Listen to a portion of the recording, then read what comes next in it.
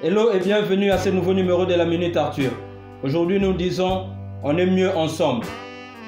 Deux valent mieux qu'un, parce qu'ils retirent un bon salaire de leur travail. Car s'ils tombent, l'un relève son compagnon. Mais malheur à celui qui est seul et qui tombe sans avoir un second pour le relever. C'est l'histoire d'un arbre appelé séquoia. Ces arbres peuvent atteindre 90 mètres de hauteur et grandissent très rapprochés les uns des autres. Un facteur étonnant, c'est que leurs racines ne sont pas aussi profondes sous terre pour des arbres aussi grands, moins de 2 mètres de profondeur. Mais une chose spéciale, bien qu'elles ne sont pas profondes, ces racines vont très loin en horizontale, jusqu'à trouver celles des autres séquoias et commencent à s'entremêler. Elles s'échangent de nutriments et le fait d'être entremêlés aide à soutenir les arbres les uns des autres. Un arbre de séquoia peut être mort au milieu des autres arbres et y rester debout pendant 100 ans grâce aux nutriments reçus des autres arbres autour de lui.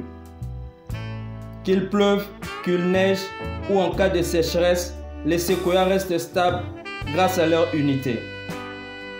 Mon ami, tous ensemble, nous sommes une chorale composée de plusieurs voix, dont la tienne et la mienne. Si un à un tous se taisent, il ne restera plus que le silence. Le destin des hommes est de s'unir, pas de se diviser. Unis, nous sommes forts. Divisés, nous tombons. En prenant de l'âge, je me rends compte de plus en plus de l'importance des bonnes relations. J'ai toujours eu la grâce d'avoir de bonnes personnes dans ma vie, mais souvent on ne s'y rend pas compte. Ce n'est qu'après que la personne ait quitté notre sphère que nous réalisons combien elle était importante. Selon une étude, nous sommes plus heureux et en meilleure santé lorsque nous sommes utiles aux autres. Et une façon d'être utile aux autres, c'est d'avoir à cœur le meilleur intérêt de quelqu'un d'autre. L'union fait la force. En étant ensemble, nous arriverons à construire des châteaux. Que ce soit en famille, au travail ou en couple, travailler ensemble facilite tout. Si tout le monde avance ensemble, le succès prendra soin de lui-même. Car individuellement, nous sommes une goutte, mais ensemble, nous sommes un océan. C'est incroyable ce que nous pouvons accomplir lorsque nous sommes unis et ne nous soucions pas de qui obtient le crédit. Travailler en équipe, c'est diviser les tâches et multiplier les succès. Parce que le moyen le plus rapide de réussir est d'aider les autres à faire de même. Ma plus grande croissance est venue quand j'ai été mise au défi par des personnes qui m'aiment le plus.